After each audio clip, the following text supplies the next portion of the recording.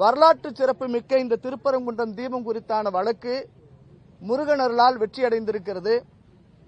இந்த வெற்றி நிச்சயமாக மேற்கொண்டும் தொடரும் என்று நம்புகிறோம்.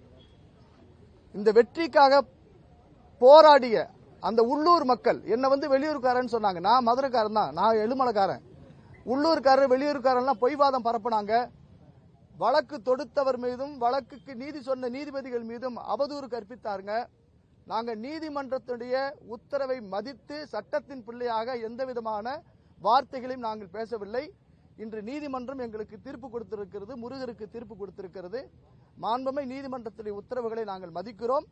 இந்த வெற்றியை இந்த திருப்பரங்குன்றம் மலை உச்சியில் தீபம் ஏற்ற வேண்டும் என்பதற்காக போராடிய அந்த திருப்பரங்குன்றம் மக்களுக்கும் இதற்கு முன்பு பலியான எங்கள் ஐயா ராஜகோபாலன் உள்ளிட்ட காளிதாஸ் யாதவ் உள்ளிட்ட பூர்ணச்சந்திரன் ஐயா பேராசிரியர் பரமசிவம் உள்ளிட்ட இந்த நீதிமன்ற உத்தரவை அமல்படுத்த வேண்டும் என்று தன்னுடைய உடலை இறைவனுக்கு அர்ப்பணித்த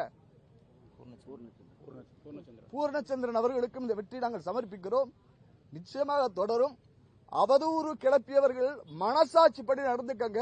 எல்லாத்தையும் முருகன் பார்த்துக்கிட்டு இருக்கான். முருகன் தராசுக்காரன். அவர் நீதிபதிக்குரிய அந்த தராசோடு உடையவன் தான் திருப்பரங்குன்றம் முருகன்.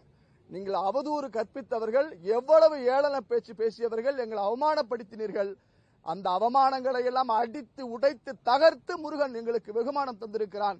எல்லா புகழும் முருகனுக்கு, எல்லா புகழும் முருகனுக்கு, எல்லா புகழும் முருகனுக்கு.